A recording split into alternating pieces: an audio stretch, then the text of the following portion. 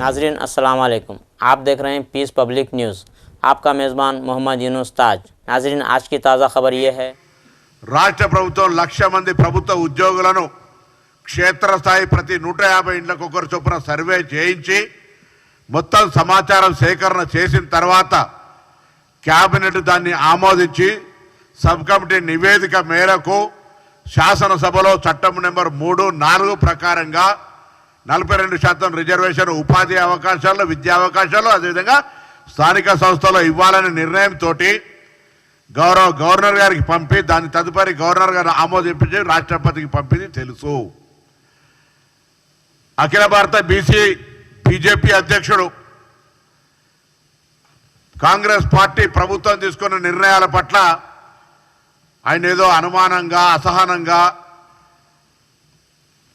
మాట్లాడుతున్నటువంటి సందర్భాన్ని దృష్టిలో పెట్టుకొని ఇలా మేము తెలంగాణ రాష్ట్ర కాంగ్రెస్ పార్టీకి సంబంధించినటువంటి బలహీన వర్గాల నాయకుల పక్షాన్ని అడుగుతా ఉన్నాం. బీజేపీ పార్టీ అధ్యక్షులు, మేము చేస్తున్న ప్రక్రియ సరికాదు అంటే మా ప్రభుత్వానికి చిత్తశుద్ధి ఉంది. 42% రిజర్వేషన్లు ఇవ్వాలని స్థానిక సంస్థల ఎన్నికలు 18 నెలలుగా వాయిదా వేసుకుంటూ పోతా ఉన్నాం. దాని మీద కేంద్రం నిధులు మీరే ఆపినారు. ఇలా కేంద్రం నిధులు వస్తలేవు, స్థానిక సంస్థల ఎన్నికలు పెట్టుకోవాలి, కానీ 42% తోటే పెట్టుకోవాలనే పట్టుదలతోటి చట్టపరమైనటువంటి అన్ని అంశాలను, చట్టము, న్యాయము, ప్రజా అభిప్రాయము అన్నీ కలవిడిగా ఈరోజు ఈ కార్యక్రమాన్ని ముందుకు తీసుకుపోతుంటే మీకున్న అనుమానాలు ఏంది అని అడుగుతా ఉన్నాం. మీకున్నటువంటి అభిప్రాయాలు ఏంది బలహీన వర్గాల పట్ల? మొన్న కూడా మేమందరం కూడా ప్రెస్ కాన్ఫరెన్స్ చేసే సందర్భంలో ఏది ఏమైనా సరే రిజర్వేషన్లు కాపాడుకోవడానికి అన్ని కుల సంఘాలు ఆనాడు తెలంగాణ సాధన కొరకు ఏ విధంగా జాయింట్ యాక్షన్ కమిటీలు ఏర్పడ్డాయో అదేవిధంగా ఏర్పడి మళ్ళీ కాపాడుకుంటాం. ఎవరు కూడా కడుపుల కత్తులు దాచుకొని అలుపుకునే ప్రయత్నం జరగద్దు. రాజకీయ పార్టీల తాబేదారులుగా మారకండి. మీరే బలహీన వర్గాలు బీజేపీలో ఉన్నా, టీఆర్ఎస్లో ఉన్నా మీ నాయకత్వాన్ని ఒప్పించండి. ఇంతకంటే బెస్ట్ మెథడ్ ఏముందో చెప్పండి. మా ముఖ్యమంత్రి గారు, పార్టీ అధ్యక్షుడు చెప్పినాడు, మాకు సీరియస్నెస్ ఉంది, 42% అమలు చేయాలి, దాని కొరకు ఏం చర్యలు తీసుకోమని చెప్పాలని అడుగుతా ఉన్నాం. లక్ష్మణ్ గారు అంటూ ఉన్నారు ఆర్డినెన్స్ ఎట్లా వెళ్తుందని. నేను అడుగుతా ఉన్నాం, ఇలా మేమందరం కూడా తెలంగాణ రాష్ట్ర శాసనసభ చట్టం చేసి గవర్నర్ గారి ఆమోదం పొందిన తర్వాత నిజంగా బీజేపీలో మీకు సమర్థవంతమైనటువంటి మాట చెల్లితే రాష్ట్రపతి గారి ఆమోదం పంపించి 9వ షెడ్యూల్లో పెట్టించి ఎటువంటి ఆటంకాలు లేకుండా తీసుకుపోండి అని చెప్పి కోరుతా ఉన్నాం. అది చేరు మీ యొక్క సాంప్రదాయాలు, మనువాద సాంప్రదాయాల ప్రకారం ఆనాడు కూడా మండల కమిషన్ తెస్తే కమండలం పేరు మీద రిజర్వేషన్లు వ్యతిరేకించినటువంటి పార్టీ తెలంగాణ రాష్ట్రంలో బీసీ ముఖ్యమంత్రిని ప్రకటించి కనీసం శాసనసభ పక్ష నాయకుడు చేయలేకపోయిన మీరు బీసీ అధ్యక్షుడు ఉంటే ఆ అధ్యక్షుని ఎదుగు చూడలేక బండి సంజయ్ని తొలగించి కేసీఆర్ మౌత్ పీస్ కిషన్ రెడ్డిని పెట్టింది మీరు. ఇవాళ అసలు ఆర్గనైజేషన్కు సంబంధించి భారతీయ జనతా పార్టీ తెలంగాణలో ఇంత బలహీన వర్గాల ఒక చర్చ జరుగుతుంటే అన్ని రాజకీయ పార్టీలు మొన్నటికి మొన్న 5 ఎమ్మెల్సీలు వస్తే 5 ఎమ్మెల్సీలు బలహీన వర్గాలకు ఇచ్చే సందర్భం అయితే మంత్రివర్గం కూడా బలహీన వర్గాల మేరకే కూర్పు జరుగుతుంటే నాదో దారి తలో దారి అందరితో దారి అయితే నాదో దారి అన్నట్టు మీ ఫ్యూడలిస్టిక్ మెంటాలిటీతోటి బీజేపీ అధ్యక్షుడిని నియమించుకొని ఆయన రిజర్వేషన్ల గురించి మాట్లాడతాడు. మేము అడుగుతా ఉన్నాం, ఇలా కాంగ్రెస్ పార్టీ ప్రభుత్వం తెలంగాణ 42% రిజర్వేషన్లు చేయాలనే చిత్తశుద్ధితో ఉంది. భారతీయ జనతా పార్టీకి ప్రాతినిధ్యం వహిస్తున్నటువంటి కిషన్ రెడ్డి గారు, బండి సంజయ్ గారు, లక్ష్మణ్ గారు, ఇతర 6 ఎంపీలు ఇంక్లూడింగ్ ఆర్ కృష్ణయ్య గారితో సహా కృష్ణయ్య గారు వచ్చి మా గౌరవ ముఖ్యమంత్రి గారు కూడా కలిసిపోయినారు. మా ముఖ్యమంత్రి గారు ప్రకటించినారు అనేక శాసనసభలో బయట అఖిలపక్షం అంటే అఖిలపక్షం, మంత్రివర్గం అంటే మంత్రివర్గం ఢిల్లీకి వచ్చి ప్రధానమంత్రి గారిని కలవడానికి సిద్ధంగా ఉన్నాం. మా యొక్క ఆకాంక్షను పూర్తి చేయండి, మా రాష్ట్ర బలహీన వర్గాల ఆకాంక్షను పూర్తి చేయమని అడిగినాం. ఢిల్లీకి రారు, మాకు అవకాశం ఇయ్యరు, మీరు మమ్మల్ని రెస్పాండ్ గారు మళ్ళీ అనవసరమైనటువంటి విమర్శలు చేస్తారు. ఏం చేయమంటారు చెప్పండి. దానికి తోడు టీఆర్ఎస్ పార్టీలో అరే కనీసం ఇప్పుడు ఉన్నటువంటి చాలామంది నేను పేర్లు తీసుకోదలుచుకోవాలి, ఎందుకంటే వాళ్ళు కూడా మా బలహీన వర్గాల బిడ్డలే. వాళ్ళని అడుగుతా ఉన్నా, టీఆర్ఎస్ అధ్యక్ష పదవి, కార్యనిర్వాహక అధ్యక్ష పదవి, శాసనసభపక్ష నాయకుడు ఎక్కడ కూడా బీసీ ఎస్సీలు అర్హత లేరా? వాళ్ళకే అయ్యే చేత కాదు, కానీ ఆ పార్టీలను న్యాయం చేయలేక, న్యాయం అడగలేక, న్యాయం అడిగేటువంటి పరిస్థితి ఆ పార్టీలో ప్రజాస్వామ్యం లేక తెలంగాణ కాంగ్రెస్ ప్రజా పాలన ప్రభుత్వం బలహీన వర్గాల కొరకు ఇంత ఒక చారిత్రాత్మక నిర్ణయం తీసుకొని ప్రజాస్వామికంగా న్యాయపరంగా ముందుకు పోతుంటే ఎందుకు ఈ సందర్భంగా అడ్డంకులు చేస్తా ఉన్నారు? కాలుకు నరసుడు కాళ్ళల్లో కట్టెబెట్టినట్టు.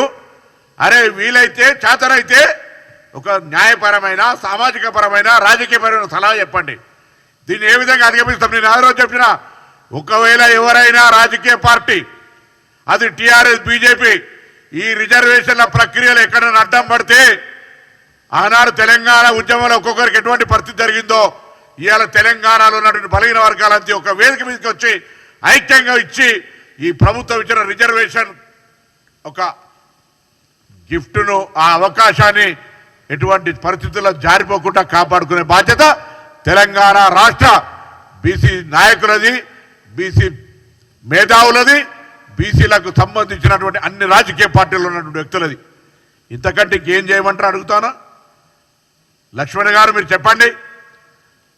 మేము రావడానికి సిద్ధంగా ఉన్నాం. ఢిల్లీకి వచ్చి ప్రభుత్వం పంపిన ప్రతిపాదన గవర్నర్ గారి దగ్గర, రాష్ట్రపతి దగ్గరనది, దాన్ని ఆమోదింపజేయండి. లేదా ఇక్కడ మేము చేసినటువంటి పద్ధతి న్యాయపరమైన పద్ధతి, ఎవరో మాట్లాడుతూ ఉన్నారు ఆర్డినెన్స్. ఆర్డినెన్స్ దేని కొరకు తీస్తున్నాం? ఆర్డినెన్స్ దేని కొరకు ఇవ్వాలి? మీరు ఒకవేళ అంటే గవర్నర్ గారిని కూడా ఇన్ఫ్లుయెన్స్ చేసే విధంగా ఆమోదిస్తారా అని అనుమానపడే విధంగా మాట్లాడుతుంటే ఏం అర్థం చేసుకోవాలి తెలంగాణ ప్రజలు? శాసనసభ రన్నింగ్ లేనప్పుడు ప్రభుత్వాలకు కేబినెట్ హక్కు ఉంది ఆర్డినెన్స్ తెచ్చేది. ఆర్డినెన్స్కు రాష్ట్రపతి గారి దగ్గర ఉన్న బిల్లుకు సంబంధం లేదు.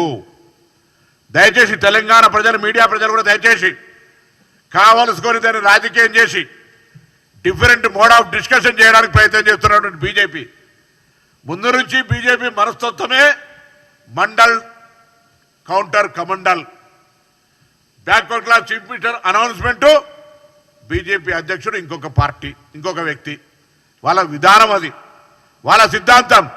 కానీ Congress party BC, SC, ST, మైనార్టీల ఛాంపియన్, సామాజిక న్యాయానికి single care of address Congress party. ఇలా మేము చేస్తున్నటువంటిది 2018 పంచాయతీరాజ్ యాక్టులో ఆనాటి కోర్టు తీర్పులకు అనుగుణంగా అవును సీలింగ్ 50% ఉంది. రేపు మేము 42% అమలు చేయాలంటే దాటిపోతున్న సందర్భంలో ఆ క్లాస్ తీసేసినాం. దానితో న్యాయపరంగా ఏం చిక్కులు వస్తాయని వీళ్ళే ముందు ఊహించి, ఎందుకు వస్తాయి? మీ పార్టీలో న్యాయస్థానం లేచి దీన్ని సతాయించదలుచుకున్నారా?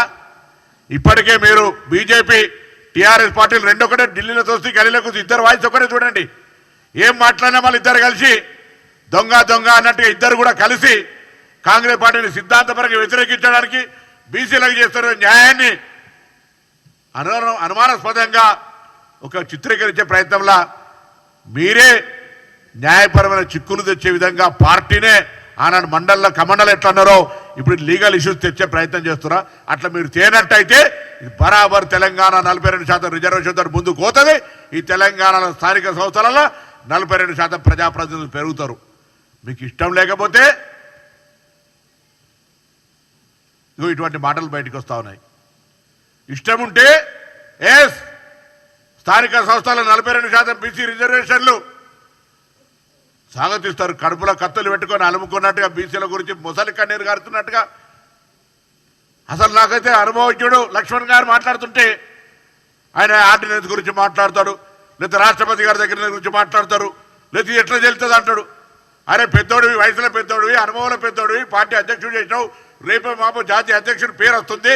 వీటన్నిటికీ నీ మూలం భారతీయ జనతా పార్టీలో బీసీ నాయకులకు ప్రాధాన్యత ఇవ్వాలి కాబట్టి నీకు అర్హతలు వస్తున్నాయి. అది మర్చిపోయి ఇలా బీసీలకు అన్యాయం జరగటానికి పార్టీ పరంగా నీకు ఒకవేళ పెద్దలు నువ్వు తెలంగాణలో కాంగ్రెస్ పార్టీ తెస్తున్నదాన్ని వ్యతిరేకించు, నీకు ఆల్ ఇండియా ప్రెసిడెంట్ ఇస్తామని చెప్తే కూడా దయచేసి పోకన్నా. ఇవాళ ఒక కాడ ఈ రాష్ట్రంలో శురువైతే ఇవాళ కులగణన ఇక్కడ శురువైంది కాబట్టి దేశంలో భారతీయ జనతా పార్టీ రోల్ మోడల్గా తీసుకొని ముందుకు పోతా ఉంది. ఇట్లానే 42% ఇక్కడ శురువైతే మనం తమిళనాడు మనకంటే ముందున్నారు. ఇవాళ ఇట్లా ఇక్కడ శురువైతే దేశం మొత్తంలో ఒక సామాజిక న్యాయం వస్తుంది. నేను ఒక మీటింగ్లో జైస్వాల్ మీటింగ్లో ఒక రాకేష్ జైస్వాల్ మీ బీజేపీ అయినా పిలుస్తామైనా బీజేపీ ఎమ్మెల్యే వారణాసి అయిన మనోజ్ చెప్తాడు, అనిల్ యాదవ్ ఉండే ఆ రోజు ఏ బహుత్ బడి విప్లవాత్మక నిర్ణయం ఇది, దాన్ని నిజంగా దేశంలో కులగణన జరుగుతోంది, రాష్ట్రం మీద ఆదర్శమని పక్కా ఆర్ఎస్ఎస్ వ్యక్తి మాట్లాడుతూ ఉండు. మీ పార్టీలో కూడా స్వయం సేవకులు కావచ్చు, విశ్వ హిందూ పరిషత్ వాళ్ళు కూడా వారికి అభిమానం బలహీన వర్గాలకు న్యాయం చేస్తుందని కాంగ్రెస్ పట్ల ఉన్నది. మీరేమో రాజకీయంగా ఆలోచన చేస్తూ ఉన్నారు. అందుకే ఇలా మళ్ళొక్కసారి తెలంగాణ కాంగ్రెస్ బలహీన వర్గాల ప్రజాప్రతినిధులం హృదయపూర్వకంగా అన్ని రాజకీయ పార్టీలకు విజ్ఞప్తి చేస్తూ ఉన్నాం. మా పార్టీ చిత్తశుద్ధితోటి ప్రభుత్వము పార్టీ 42% రిజర్వేషన్లు ఇవ్వడానికి న్యాయపరంగా చట్టపరంగా ప్రజాపరంగా ఒక ప్రక్రియ చేపడుతుంది. మీకు ఎక్కడైనా లోపం చూపిస్తే ప్రైవేట్గా మీరు మాతో మాట్లాడినటువంటి అంశాలు ఇంకా మైకులో చెప్పలేం, మీరు చేసుకుంటా పోమనేటువంటి ఆలోచనతో ఒక బలహీన వర్గాలుగా జరిగినటువంటి అంశాలకు సంబంధించి. కానీ ఇవాళ ఈ ప్రక్రియ తెలంగాణ సమాజానికి ఒక దిక్సూచి మార్పుకు శ్రీకారం చుడుతూ ఉంది. అందుకే దయచేసి ఎవరైనా ఆలోచన డిఫరెంట్ ఉంటే, మీకు ఏదైనా డౌట్ ఉంటే తెలంగాణ రాష్ట్ర బీసీ వెల్ఫేర్ మినిస్టర్గా I'm ready to clear with my officer or నా సహచార మంత్రులతో కలిపి. కానీ అనవసరంగా దీన్ని కాళ్ళల్లో కట్టబెట్టి ఈ ప్రక్రియను మీరే ప్రోత్సహించి రెచ్చగొట్టి న్యాయపరమైన చిక్కులు తెచ్చేటువంటి సొంతంగా అనేక డాక్యుమెంట్స్ ఉంటే కూడా కోర్టుకు పోతే అప్పుడప్పుడు ఇంజక్షన్ ఆర్డర్ చేయిస్తారు. ఇలా మీరు అటువంటి దురాలోచన పెట్టుకోకండి, దుర్బుద్ధి మానండి. ఇలా ఈ ఆషాఢ మాస బోనాలు అమ్మవారిని అదే కోరుతున్నాం. ఇటువంటి వాళ్ళ బుద్ధులన్నీ మారి ఈ 42% రిజర్వేషన్ల ప్రక్రియ సాఫీగా జరగాలి, లోకల్ బాడీ ఎన్నికలు జరగాలి, బీసీలు 42% స్థానిక సంస్థల ప్రజాప్రతినిధులు కావాలని కోరుకుంటాను. కాబట్టి దయచేసి భారతీయ జనతా పార్టీలో ఉన్నటువంటి మంత్రులు, పార్లమెంట్ సభ్యులు, బీసీ పార్లమెంట్ సభ్యులు అరవింద్ గారు, డి శ్రీనివాస్ గారు ఒక బీసీ నాయకుని కొడుకు, బండి సంజయ్ గారు విద్యార్థి ఉద్యమాల నుంచి వచ్చిన వ్యక్తే, ఈటల రాజేందర్ బలహీన వర్గాలకు సంబంధించినటువంటి అంశాల మీద మాట్లాడే వ్యక్తి, ఆర్ కృష్ణ అయితే నేను బీసీల ఛాంపియన్ అని చెప్పి 4 బీసీలుండి, లక్ష్మణ్ గారు రాజ్యసభ సభ్యులుండి, ఇప్పుడు కూడా తెలంగాణలో తెచ్చినటువంటి దాన్ని మీరు డిఫరెంట్ కోణంలో చూస్తే చరిత్ర మిమ్మల్ని ఏమనాలి, ఏం జరుగుతుందో ఒకసారి ఆలోచన చేసుకోండి. మేము రెడీగా ఉన్నాం, బేసిజం లేదు మాకు. తెలంగాణ 42% అమలు జరగడానికి భారత ప్రధానమంత్రి గారిని కలవడానికి ఇప్పటికీ మీరు ప్రధానమంత్రి అపాయింట్మెంట్ ఇవ్వకపోతే కేంద్ర సాంఘిక సంక్షేమ శాఖ మంత్రి వీరేందర్ కుమార్ గారిని మొత్తం సహచార మంత్రులు అందరం కూడా ఆ రోజు విత్ ఎమ్మెల్యేస్ అందరం కూడా కలిసి రిప్రజెంట్ చేసినాం. ప్రాసెస్ అయితే ఉంది, అఫీషియల్ సర్క్యులేషన్ జరుగుతూ ఉంది. వాళ్ళు అడిగినటువంటి అనేక అంశాల సమాచారం ఇస్తూ ఉన్నాం, మేము ఊహిస్తూ ఉన్నాం, మేము అభ్యర్థిస్తూ ఉన్నాం. గౌరవ రాష్ట్రపతి గారు వారు కూడా ఒక రిజర్వేషన్ కేటగిరీకి సంబంధించిన తల్లి. ఇలా మీరు ఇచ్చే నిర్ణయం, మీరు తీసుకోవాల్సిన నిర్ణయం ఎటువంటి రాజకీయ ఒత్తిళ్లు లేకుండా తెలంగాణ బలహీన వర్గాల అభ్యర్థన మేరకు తెలంగాణ బలహీన వర్గాల ప్రజల ఆకాంక్షలకు అనుగుణంగా తెలంగాణ ప్రజాపాలన ప్రభుత్వం తీసుకునే నిర్ణయాన్ని గవర్నర్ గారు పంపిన దాన్ని ఆమోదించి పంపు తల్లి అని అందరం కూడా విజ్ఞప్తి చేస్తూ ఉన్నాం, కోరుతూ ఉన్నాం, ప్రార్థిస్తూ ఉన్నాం. భారతీయ జనతా పార్టీ ఆ దిశలో కార్యాచరణ తీసుకోవాలి. ఇప్పుడు నేను చెప్పిన బలహీన వర్గాల ప్రజాప్రతినిధులందరూ మౌనంగా ఉంటే అది అతిపెద్ద నేరం. లక్ష్మణ్ గారేమో నేరుగా విమర్శ చేస్తూ ఉన్నారు, మిగతా వాళ్ళు మౌనం ఉంటా ఉన్నారు. దయచేసి ఊరికనే గుడ్డు కెంటికలు లెక్కబెట్టే పని వద్దు, ఊరికనే రాజకీయం చేసేది అతిగా. మేము చెప్తా ఉన్నాం, మా గురువు చొక్కారావు గారు చెప్పేది 2 ముచ్చాడు, అయితే చట్టాన్ని ఆమోదించు, లేదా ప్రజాభిప్రాయానికి అనుగుణంగా నడువు అని చెప్తా ఉన్నాడు. ఇలా చట్టం కూడా అనేక కోర్టులు ఎంపైరికల్ డాటా ప్రామాణికమైన సమాచారం ఉంటే రాష్ట్ర ప్రభుత్వాలు నిర్ణయం తీసుకోవచ్చని ఈడబ్ల్యూఎస్ కేసులు కూడా అనేకమైనటువంటి డిసిషన్స్ ఉన్నాయి. ఒకటే ఊరికే 50% ఈడబ్ల్యూసి ఇచ్చిన నాడు ఇవాళ తెలంగాణ కూడా 62% దాటిపోయింది. ఇలా 27% బీసీలు, 10% ఎస్టీలు, 15% ఎస్సీలతోటి ఈడబ్ల్యూఎస్ కలుపుకుంటే 62% అయింది. రాళ్ళ రాష్ట్రాల్లో 50% కోటా ఎప్పుడూ అయిపోయింది. ఒక్కసారి ఈడబ్ల్యూఎస్ కోసం 50% కోటా మీరు ఎత్తేస్తే 42% బీసీల రిజర్వేషన్ కోటా మా కొరకు ఎందుకు ఎత్తేయరు? ఎందుకు బీసీలకు అంత చైతన్యం లేదా, స్పిరిట్ లేదా, ఆలోచించలేరు అనుకుంటున్నారా? గ్రామాల్లో ఈరోజు ఆనాడు తెలంగాణ కోసం ఐక్యంగా ఏ కుల సంఘాలు వంట వార్పులు చేసి జైంట్ యాక్షన్ చేసినో ఆలోచన చేస్తలేరా? ఇలా కాంగ్రెస్ పార్టీ బలహీన వర్గాల కొరకు ఇంత ఫేర్గా, ఇంత ట్రాన్స్పరెంట్గా రిజర్వేషన్ రావాలని చేస్తున్న ప్రక్రియ గమనిస్తలేరా? ఎవరో అడ్డం పడుతున్నారో గమనిస్తలేరా? ఏ రాజకీయ పార్టీ దీన్ని మూల్యం చెల్లించక తప్పుతుందా? ఊరుకుంటారా బలహీన వర్గాల నాయకత్వం? ఇది మంచి పద్ధతి కాదు. అందుకే దయచేసి మరొక్కసారి విజ్ఞప్తి చేస్తూ ఉన్నాం. మొన్న మేము శ్రీహరన్న కేశవరావు గారు అయితే అందరూ 2 చేతులు జోడించి దండం పెట్టినాం. అది బలహీనత కాదు, అది అభ్యర్థన. దాన్ని మీరు బలహీనం అనుకుంటే గ్రామాల్లో మా బలహీన వర్గాల బిడ్డలు సీరియస్ అయితే మొష కులాలు కొన్ని ఉంటాయి, జాగ్రత్త. అట్లా వద్దు. దయచేసి మాకు సహకరించండి. ప్రభుత్వ నిర్ణయం 42% రిజర్వేషన్లకు. రేపు 42% రిజర్వేషన్ ఇచ్చాక మీ పార్టీడో మా పార్టీడో ఏ పార్టీడో బీసీ గెలుస్తాడు. అందుకు అవకాశం ఇవ్వని తెలంగాణ కాంగ్రెస్ ప్రజాప్రతినిధులం హృదయపూర్వకంగా విజ్ఞప్తి చేస్తా ఉన్నాం.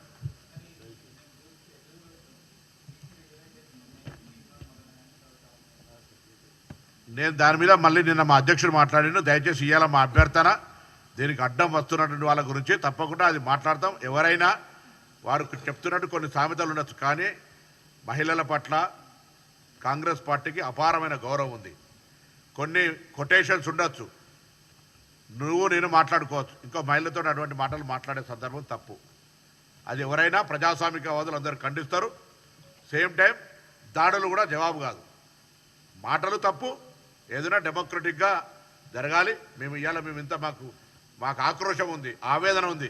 మేము ఇంత న్యాయంగా, చట్టపరంగా, ప్రజల ఆకాంక్ష కొరకు ఇంత లీగల్ తీసుకొని పోతూ ఉంటుంటే కొంతమంది స్టేట్మెంట్లు చూస్తే మేము కూడా దాడులు చేయాలి. కానీ మేము అంటలేము. మేము దండం పెడుతున్నాం, బతిమలాడుతున్నాం, ధైర్యం ఏమని అడుగుతా ఉన్నాం.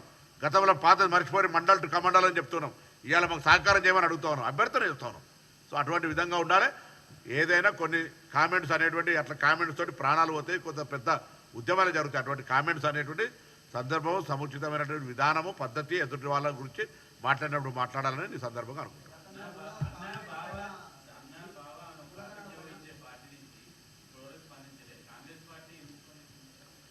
మేమేమన్నా నేను నా ప్రెస్ కాన్ఫరెన్స్ చేసే సందర్భంలో నేను ఒక మహిళ ఎవరి పేరు తీయలే, నేనేమనలే. మహిళల పట్ల మా ప్రభుత్వానికి, మా పార్టీకి ఉన్న గౌరవం గురించి మాట్లాడినాను. సరే, కాంగ్రెస్ పార్టీకి నేను ఏం ఉత్సాహం చూపెట్టి మీరు నాకు అర్థం కాలే చారి గారు. నేను ఇల్లు ఏం అత్యుత్సాహం చూపెట్టినా లేకపోతే నేనేమన్నానో నాకు అర్థం కాలే.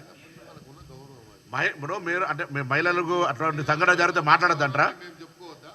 మేమేమో ఆయన అడిగే ఒక ప్రశ్న, మా ప్రెస్ కాన్ఫరెన్స్ అది కంటెంట్ కాదు. మిత్రుడు పాత్రికేయుడు, నీ సహచర పాత్రికేయుడు అడిగిండు.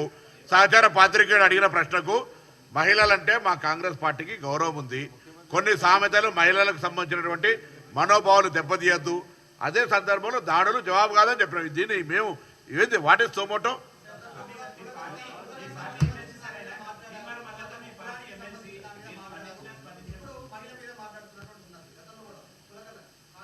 అందరికి నమస్కారం. దయచేసి తప్పకుండా మా 42% రిజర్వేషన్కు ఎవరు అడ్డం రావద్దని విజ్ఞప్తి చేస్తూ ఉన్నాం, అభ్యర్థిస్తూ ఉన్నాం. దయచేసి